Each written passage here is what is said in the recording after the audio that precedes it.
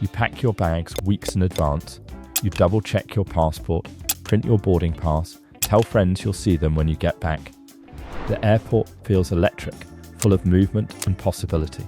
Screens flash departure times, wheels of suitcases echo across polished floors, and for a moment, everything feels exactly how travel is supposed to feel. But for some travellers, this is where the journey ends before it even begins.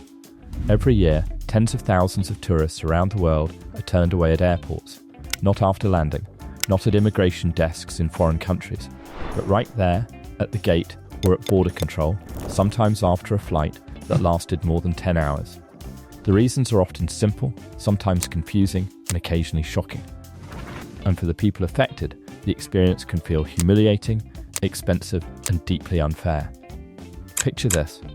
You've flown overnight, barely slept, and you're exhausted, but excited. You step forward with your passport in hand, expecting a stamp and a smile. Instead, the officer's expression changes. They ask you to step aside. Minutes turn into an hour. Your phone battery is dying. You don't fully understand what's happening, but something is wrong. Eventually, you're told you're not allowed to enter.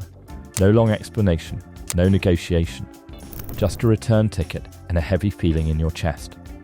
One of the most common reasons tourists are turned away is documentation. A passport that expires in 5 months instead of the required 6. A visa that was applied for incorrectly. A missing onward ticket. These details may seem small, almost harmless, but at an international border, small details carry enormous weight. Border officers are trained to follow rules precisely, and when something doesn't line up, they don't bend. Some travellers find themselves denied entry because of something they posted years ago online. Old social media posts, jokes taken out of context, or comments that raise red flags during background checks. In certain countries, border officials have the authority to review electronic devices, including phones and laptops. What feels like a private digital life can suddenly become a deciding factor in whether a vacation happens or not. Then there are the tourists who say the wrong thing. They arrive on a tourist visa but casually mention they might look for work, help a friend's business, or stay as long as possible. To a border officer, those words can signal intent to overstay or work illegally.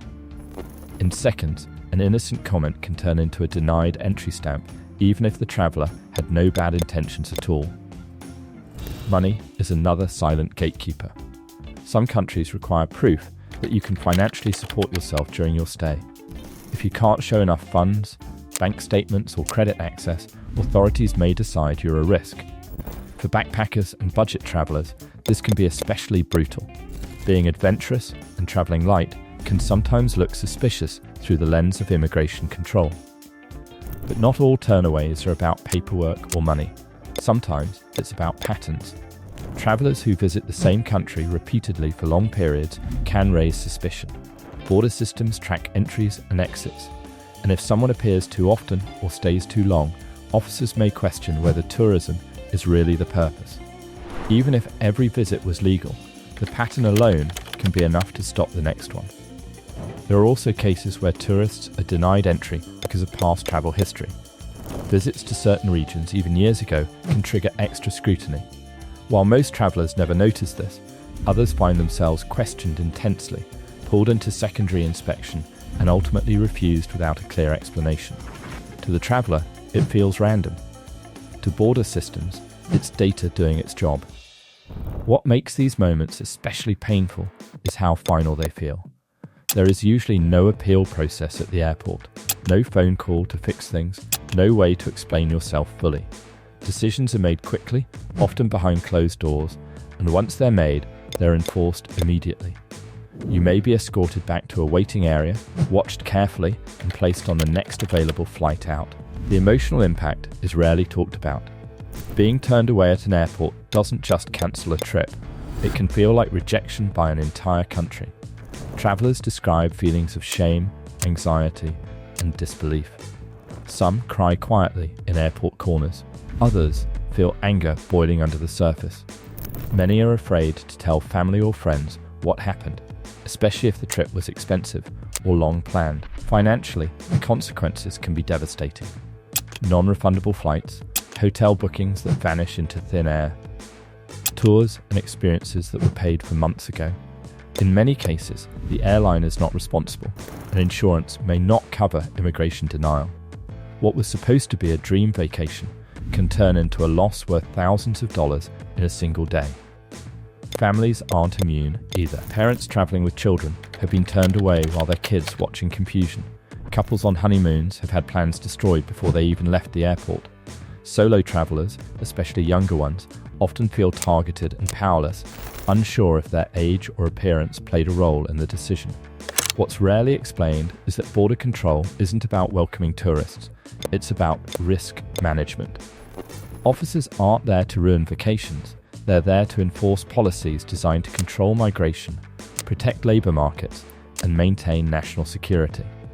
From their perspective, turning away a tourist is sometimes seen as preventing a bigger problem later.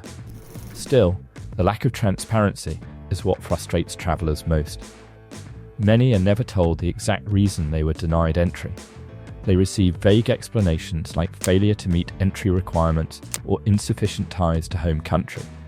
These phrases can feel cold and impersonal, offering no closure and no clear way to avoid the same outcome in the future.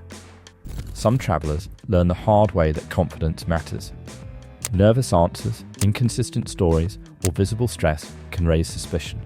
Border interviews are short but intense, and officers are trained to notice hesitation. What feels like normal anxiety to a tourist can look like deception to someone trained to spot it. There are also cultural misunderstandings. In some places, being overly casual or joking with officials is seen as disrespectful. In others, not making eye contact can be interpreted negatively. Travellers who are unaware of these subtle differences may unintentionally make a bad impression, with consequences far bigger than they expect. Over time, stories of being turned away spread online. Forums, videos, and comment sections fill with warnings and personal experiences. Some travellers become paranoid, over-preparing documents and rehearsing answers. Others decide certain destinations simply aren't worth the risk, even if they've dreamed of visiting for years. The irony is that most people turned away are not criminals, not rule breakers, and not trying to cheat the system. They are ordinary tourists caught between complex immigration rules and split-second decisions. Their stories rarely make headlines, but they happen every single day, quietly, behind glass walls and official counters. So the next time you walk through an airport, boarding pass in hand, remember how fragile that moment really is. One stamp, one answer, one missing document can change everything. Airports aren't just places of departure and arrival. For some, they are the final gate where a journey ends before it ever truly begins. And while the terminal lights stay bright and flights continue to depart on schedule, somewhere nearby, a traveller is sitting with their suitcase, staring at a return ticket they never expected to need, wondering how a dream trip turned into a story they'll never forget.